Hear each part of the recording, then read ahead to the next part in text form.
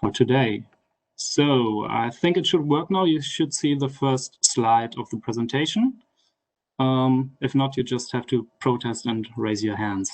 So thanks again for the kind introduction, Martin, and thank you all today for joining this event and this presentation on the manual. As Martin mentioned, we were so producing this manual was definitely a team effort. So Martin already mentioned my colleagues Max, Till, Julia, Michelle, and Judy, and I am in this manual as a lead author, but I have to say it was really a team effort. So what I want to do today, what I want to present to you is basically this manual, of course, as you can see, the first page available online, and basically the idea of how the manual works and what questions we asked in the manual that should be answered. Of course, also, I want to give you some key findings of the manual and in the end, some recommendations that we identified. But let me first start by telling you a little bit of how this manual was produced. So as we are working for a practitioners organization and in a lot of networks of practitioners, we conducted interviews with practitioners for this manual, for the specific topic of rehabilitation. And at the same time, we did some literature reviews and combined this state of research with our results from the interviews with practitioners. And we think and we hope that we have a good product now. Martin also mentioned the events we had where member states and practitioners could give their input into the manual, and that really helped us, I must say. So now I think we have a comprehensive manual with a lot of different perspectives. And let me just start by showing you the first slide, which might surprise you. But the first question, of course, we ask ourselves, why do we need a manual? And why do we need a manual on rehabilitation? And to answer this question and to give you the context, like the broad context of the manual, our goal was to understand the process of rehabilitation, to give some orientation for one, of course, practical work, and practitioners meaning people working in all different fields, in all different professions, and in all different institutions, working on the topic of rehabilitation. And also to people who are designing rehabilitation programs or planning to design them, to give an overview and definitions on the concept of rehabilitation, but at the same time, concrete advice and recommendations for all actors who are involved. So the need for a manual basically is based on 4 different things that we found. One of them is that the process of rehabilitation itself might be overwhelming. There's a lot of complexity to it. There are many different actors involved. And connected to that is the fact that there are not really coherent definitions existent. So if you talk to different people from research, from academia, if you talk to practitioners who say that they are doing rehabilitation work, this might mean very different things. And in different contexts, it can mean different things. People who work in drug prevention or people who are working in the medical system. At the same time, people who work in rehabilitation of criminal offenders might mean different things. So what leads to this is that agreeing on a concept and agreeing on definitions, of course, is challenging, but also agreeing on responsibilities and roles in this process is challenging because you don't have one actor that does rehabilitation, so to say, but you have many different actors from many different fields, from many different institutions, from many different backgrounds that are part of this process of rehabilitation. So our goal is to collect existing knowledge and promising practices of rehabilitation efforts already going on, to collect them and distribute them. And this is basically the idea of the manual. So Now we know why we need a manual. At least that's what we told ourselves. And now we have to see what questions need to be answered by a manual if it should answer all the questions that are relevant for practitioners as well as policymakers. So the three most important questions we identified is, of course, what needs to be done? So what needs to be done to be successful in process of rehabilitation? Then the second question is, of course, also very important. When does it need to happen? And the third question, of course, who should be involved, where and in what role? So if we answer these questions, so the question of what needs to be done, what does rehabilitation mean, in fact, in detail, and at what point of time does it need to happen, and who should be involved and in what role, then we thought that we might have a good overview of the topic and a good framework for a manual. So you will see in the presentation that the answering of these questions at the same time frames the structure of the manual. So the first question we had to ask ourselves is what? Basically, what does rehabilitation mean? What does it consist of? And we found four different elements that are central in the rehabilitation of terrorists and or radicalized offenders. And these are, the first point, of course, disengagement. So meaning leaving a scene, leaving a radical extremist group. Then the second point is cognitive distancing from extremist views. The third element is functional integration, and the fourth is social integration. And I will go into detail what that really means in a little while, but let me just quote our own definition that you can find in the manual on page 8 of the rehabilitation process, because you have to understand rehabilitation as a process. And our definition that we found was, if a radicalized or terrorist offender is disengaged from extremist environments or activities, cognitively distanced from extremist views, as well as socially and functionally integrated, and these conditions are stabilized in the long term, then the rehabilitation process is accomplished. So this is our definition of the rehabilitation process and what it consists of.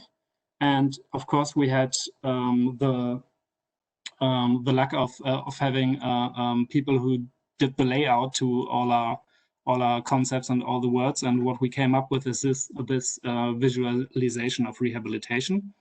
And if you look at the picture right now, you see these four different basic elements, and you can see it as a process. But let me just say that this process, of course, is not necessarily linear.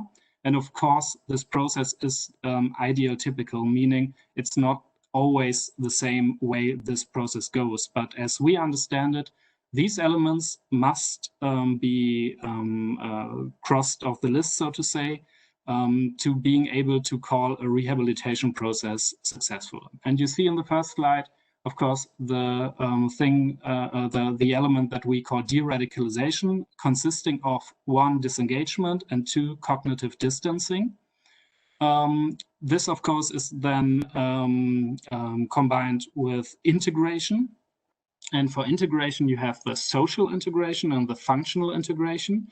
And this differentiation, in our view, is important because it means different things. Social integration is basically aimed at, for example, friendships and family networks, like the soft skills of integration, to have a social network that that is mainly in an emotional connection functioning. And differentiated from that is really the functional integration that you would also focus on if you do social work, for example, employment, housing, medical care, things like that. So the basic functional needs in life that you need to be integrated into or need to have access to.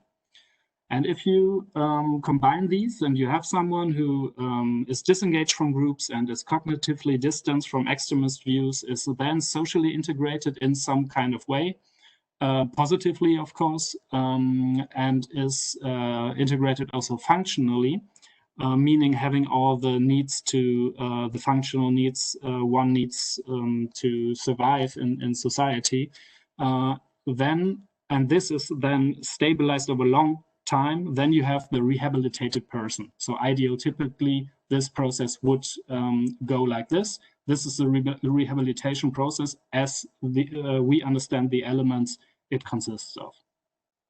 So the question is then also, when does this happen? So when does the rehabilitation process start and when does it end? And what kind of different elements, what kind of different phases maybe does it consist of?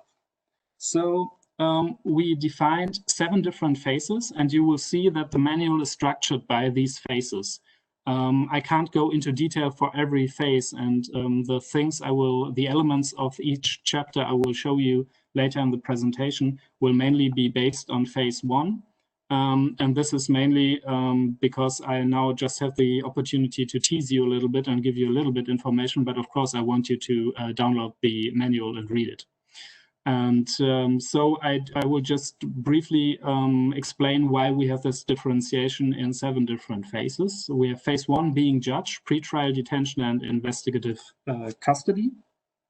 We see here that this phase is mainly aimed at the moment of arrest until the sentence is passed. And we find this a very critical phase, of course, because the question is, do we have a mandate to work on rehabilitation? But our argument for the whole process is rehabilitation work needs to start as early as possible. And the earliest point you can identify is the moment of arrest, basically somebody being accused of being a radicalized or terrorist offender. And this is where the process can start, and we will show in the manual that there are certain things that can be done in this phase by different actors. The second phase is called a new reality and reception, and this is aimed at the immediate days or weeks upon entering a prison as a sentence offender. So, of course, you in some contexts you are already in prison when you are being arrested. But the phase 2 means you come to prison and you are a sentence offender, and now your new life in prison starts. And this brings some challenges, of course, and some risks, but also opportunities. So this phase we identified as very central, even if it's just a few days or a few weeks. But this might lead to some, for example, cognitive opening or personal crisis where you could intervene. We go into detail how you can use this in the manual. Phase 3 is called putting time to use, serving the sentence, and this is basically the long period, long or short, depending on the sentence, of everyday life in prison. So this is where at least the individual work of rehabilitation really must happen, where you have to work with the individual, where you have to make plans for the future, and where you have to see how he or she develops in this context in prison, and what are challenges and what are also resources you can use. And then we identified a 4th phase called tackling the inevitable. And this is mainly focused on preparation for release. This is a very crucial phase because you have to you have a very crucial transition point here.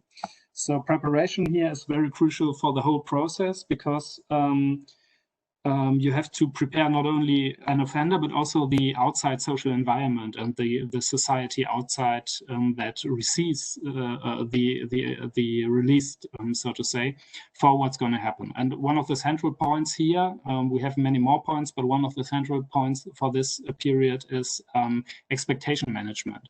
You did some future planning, maybe with the client inside prison. And when it comes to preparation for release, it's all about managing expectations for the future inside and outside prisons. So also working with families and preparing them for the release and for receiving a released offender. Phase 5 is called a new normal.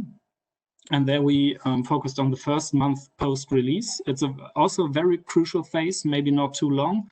But very, it can be very risky because you often have a completely new surroundings, of course. Then you have the expectations of prisoners being released and also of the outside society.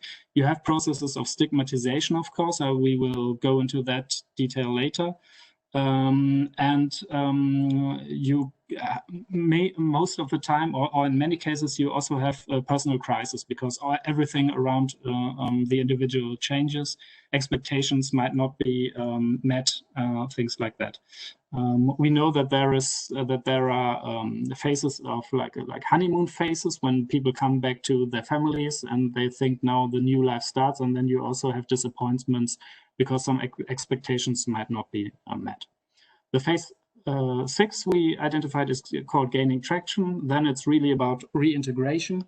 And this is where the network building that should have started, of course, as early as possible, but now it's really important to build and strengthen a good network, to monitor the progress, and to really work on social and functional integration. And phase 7 then, as you also saw in the definition, is then focused on stabilization to stabilize the new situation of an individual being de-radicalized and also integrated. So basically, this is these are the 7 phases we identified, and these phases structure the manual because we go into detail for each phase what can be done by whom. Yeah, and I will go into detail for that a little bit later. Now is the question, who are we talking about? And we have in the manual 4 different categories of individuals that we work with, that have all their different challenges, of course, and different needs and resources. And we identified one, of course, returned male jihadist foreign terrorist fighters, which was a big topic in the last years in most member states in the EU, or in many of them at least. And Bahrain also produced a manual on that. So if you want to look into that, there's a specific manual for work with returning foreign terrorist fighters. We have, of course, the female foreign terrorist fighters, which have different needs and different problems they face. We have originally regular offenders who became radicalized to Islamist extremism in prison, for example, many of them being career criminals. And we also have the group of homegrown, for example, right-wing extremists originating from a dominantly extremist community in a member state. So these are the 4 different categories of people that could be or that might be worked with in this process of rehabilitation. And one important point we made when talking about individuals with different needs, because they come from different backgrounds or have different stories, is that we also changed the terminology according to the phase that we talk about. And if you remember the different phases of the process, then we have in the first phase somebody who is accused of a crime. During the trial, he's a defendant. Then he or she is a prisoner. Afterwards, individual post-release, and in the end, we just talk about person. And we included this into our wording because we think it's very important also to, of course, counter stigmatization, but to be precise in what situation an individual is in the process right now, and to call him as he or she is in the process. So of course we don't have just the people we work with, but we also need to look at the side of who works with these people and what role do they have. And there we found a differentiation of 3 different dimensions, which are first professions, second institutions, and third social environments. And this is the differentiation we used to, again, have it very ideotypically. This is not true for every rehabilitation process in every member state, but of course you can find all these different professions, institutions, and social environments being more or less part of a rehabilitation process. So what we found is that in terms of profession, of course, classically, we have social work, we have psychological services, and we have, in the cases of Islamist radicalization, also religious counseling, who play a major role or might play a major role as a profession. And then we have on top, as you can see, the PCV specialist, This is a very unique role, but we find it in many member states. Often they work for civil society organizations. These are people who are specialized on the needs and the challenges that come with radicalization and working with radicalized offender. Because, of course, not everyone included in the process of rehabilitation is an expert on extremism and radicalization. We have also people who are social workers and psychologists who usually don't work with this group. So we find the profession of PCVE specialist central to the process. Then, of course, we have institutions, which is a different level of analysis, but all the institutions that might be included are named here. We have the judicial system, the prison services, the probation services, the municipalities, law enforcement agencies, intelligence agencies, and civil society organizations.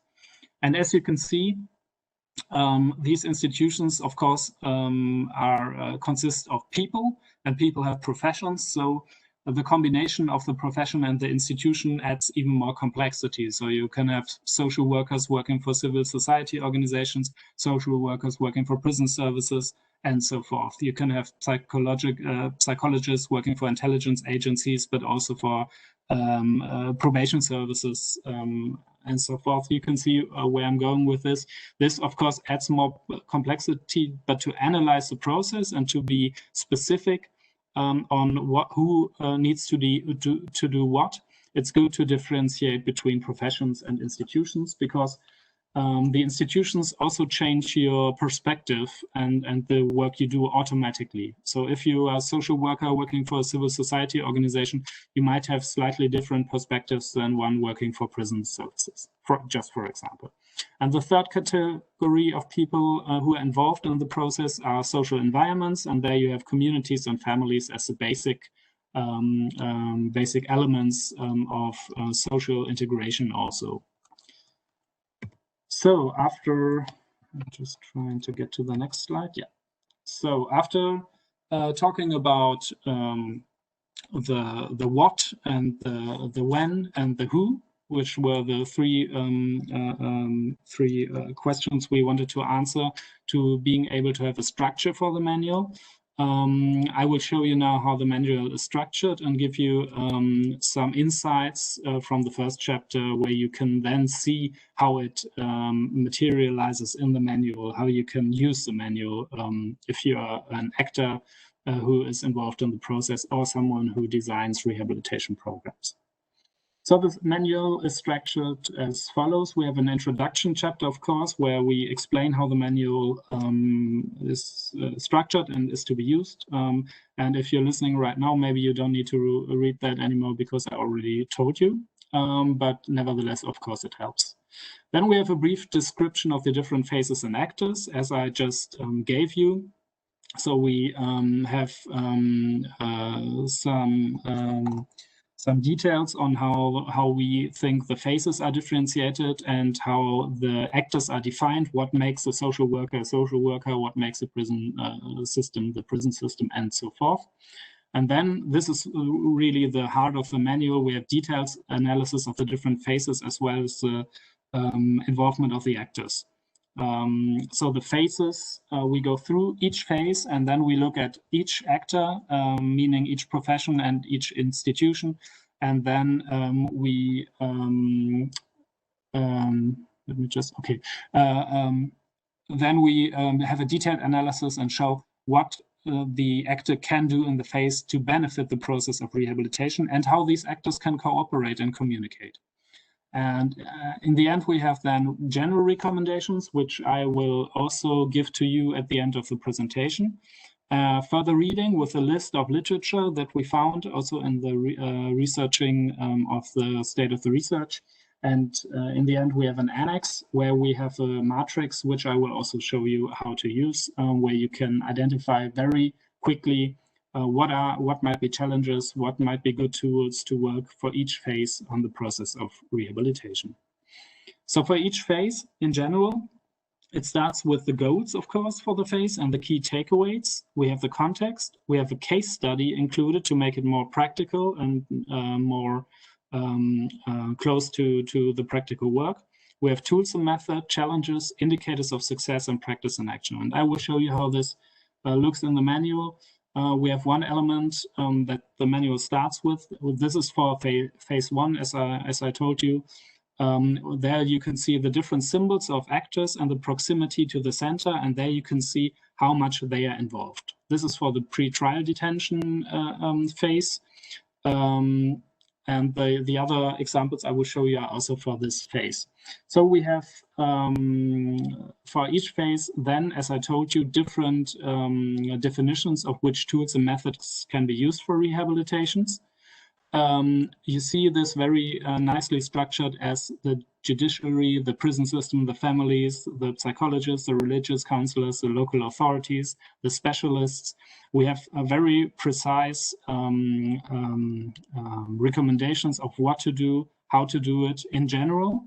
And adding to that, we have not only this, but also, of course, challenges, as you can see on the bottom left, for each phase. So each phase, of course, has different challenges. For this phase, for example, it's mainly trust and stigmatization.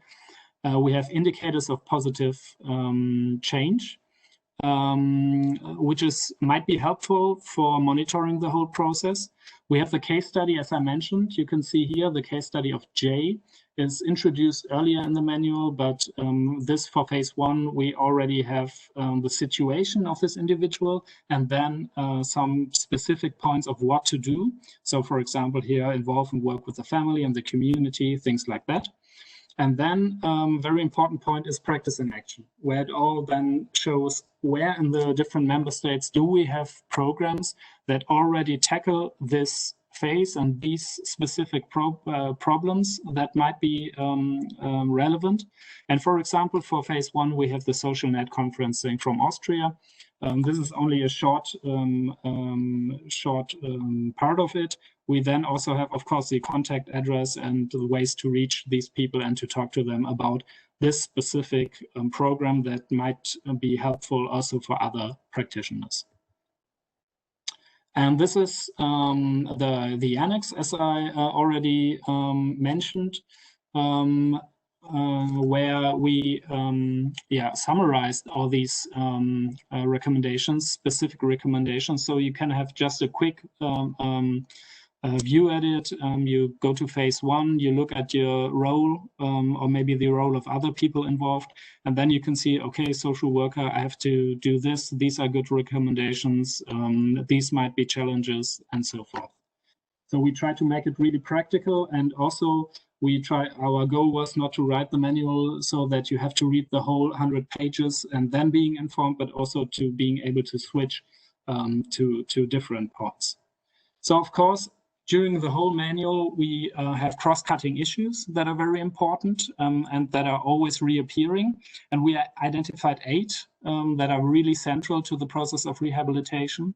Of course, differences to regular offenders. This is mainly also what it's all about. We have a different kind of group that we work with, and that comes with different problems and challenges. We have then gender, of course, gender issues that play a role in the work, that different genders also need a different kind of work and attention. We have age as a factor. For example, this might be relevant when you do planning for the future with an offender. If an offender is 50 years old, it's different than an offender that's 20 years old when it comes to making realistic plans for the future. We have stigmatization as a cross-cutting issue. That's always a point. And then if I switch to the right side, connected to that, of course, media attention at the bottom on the right side, you can see that as a cross-cutting issue reappearing, oftentimes personal crisis. Of course, multi-agency cooperation. We go into that topic a lot in the manual because, as I mentioned, it is a process where so many different actors and institutions are involved, and that really calls for a good and organized multi-agency work. And the last point, of course, monitoring, risk assessment, and assessment of an individual and the progress he or she makes. All right, so let me just come to the recommendations we found, and I try to I'm going to try to just give you these main points that we identified for the rehabilitation process that we think are really, really central. Of course, for the context of the whole manual and also for the context of the recommendations, we have to say that this manual should be applicable in all member states and in all different contexts, which of course makes some points very general, because every member state, of course, has different environments, different political cultures, different legal systems, and so forth. So the recommendations, of course, have to be quite abstract, but these are the main points we found. And the first point, of course, is the need of starting rehabilitation measures as early as possible. So time is really in the essence. So we really recommend to plan and initiate these measures as early as possible, and preferably already in what we defined as phase 1, in the phase of pre-trial detention, if it's in the context of prison. Then, of course, as I mentioned, multi-agency work is very important. So please involve as many relevant actors as possible when you develop and define the goals and also the possibilities of the individual process. So the whole process of rehabilitation is all the time about multi-agency work, about communicating, about involving and identifying relevant actors, and keeping each other up to date about what the goals of the process are and where an individual stands. Then, of course, invest in strong relations regarding multi-stakeholder and multidisciplinary actors. So involve as many perspectives as possible, but also as many perspectives as realistic, so that the whole process can be carried out as a joint effort. Then, of course, clearly define and communicate the different roles and responsibilities. This is central to every multi-agency setting. It has to be clear what the roles and responsibilities are. Also, who is in a leading role of the process. And ideally, like in an ideal world, a rehabilitation process has, of course, one person in a leading role for the whole process, who connects all the people, who knows exactly what the needs of the individual are, what the competencies of the actors involved are, and so forth. But realistically, that is seldomly the case. So it's really important to have good communication about roles, about responsibilities, and also about changing of leading roles and being able to let a client go and let another actor, another professional, another institution take over. Then an important point is the continuous monitoring. As I mentioned, of course, risk assessment is central, as security agencies use it, but also diagnostics in all kind of different ways. So social workers do their own diagnostics, psychologists do diagnostics, security agencies do monitoring. Important is that this goes on continuously, at least as long as a person is not rehabilitated. But also it is important to exchange information between actors, because one information that for example, a social worker might have might also be relevant to security agencies and the other way around. So again, this is really important to have a good multi-agency setting and to have a good communication structure and ways of communicating. Also to being able, of course, to measure success, because if you don't know, if you don't have all the informations, you're not really able to measure success of rehabilitation. Then we have the last slide of recommendations, or the second slide here. They are more detailed in the manual, but I will just make these points here right now. One of the main points we've also found is that civil society organizations might be really helpful as independent actors. Often they have specialized expertise, for example, as PCVE specialists, as I mentioned. and can carry out de-radicalization or rehabilitation programs, not only with the individual, but they can oftentimes also work with the family or community. They oftentimes have a better standing or more acceptance in communities and also with individuals. So it's really a benefit to use and enable civil society organizations in the process. Then engage with communities, families, municipalities, and local authorities. Of course, this is important, and of course, you have to do this as early as possible. But especially for the transition periods, you have to really have a good communication with all the actors outside of prison who might be involved in the rehabilitation progress. And here, again, also like transparency is very important, and trustful relationships, because for all multi-agency settings and for all involvement of different actors, trustful cooperation and communication is, of course, key. It might be necessary to consider relocation. We find this if an individual comes back to a community that led to the radicalization in the first place, that is not really positively for the rehabilitation process, but merely the other way around. So it might be an option to relocate an individual, which of course then comes with even more challenges. You will find details on that also in the manual. Very important is to prevent and counter stigmatization and discrimination on all levels, of course. I mentioned this before. Stigmatization is a very important cross-cutting issue that reappears in all phases, and being able to prevent and counter this is very important.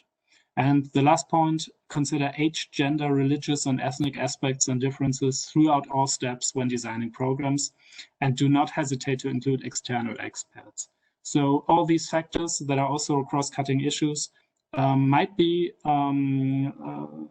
important in different phases. So you always have to consider them as being factors that you have to look at. And if this is beyond your expertise, no matter what your role is, of course, never hesitate to include external experts in the process. And this concludes my presentation on the manual. I hope I'm still in time. As I mentioned, you can find the manual now on the web page. Here's the link for the web page, and again the first page of it. Thank you for listening to the presentation today, and I'm looking forward to your questions in the Q&A. Well, thank you very much, Dennis. And to give you an impression how big this achievement was, he just in about 20 minutes told about 104 pages. And of course, there's a lot of pictures in it, so you don't have to tell all the pictures, but they are very often also